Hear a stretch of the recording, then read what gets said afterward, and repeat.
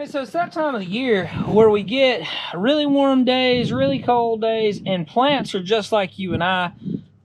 Do we get up and we wear short sleeves? Do we take a heavy jacket? Who knows, right? The same with plant material. Plant material's out here in the cold. This particular boxwood, as you can see, he's got all this white on the top of it, these white looking leaves. What that is frost damage.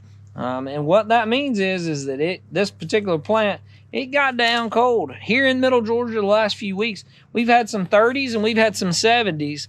And so these plants are struggling to figure out, do I grow? Do I not grow? And a lot of times when you get frost damage, it's on that new growth of plant material.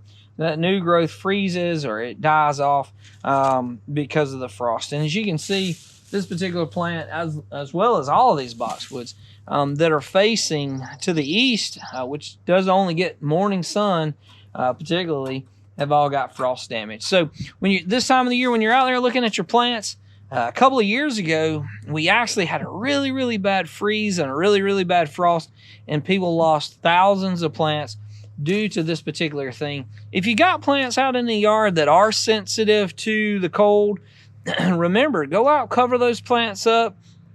You can use some kind of cloth or a bed sheet or something like that so that the plant can breathe, but it covers it so that the plant doesn't freeze or get frost on the tips of it. So just make sure to remember your plants as well as your pets. So if we can help you with that, or you have some frost damage and you need some help, most of the time, once this frost damage is here, we can come in and take some shears, prune it off. On this particular boxwood, it's not going to make a big difference.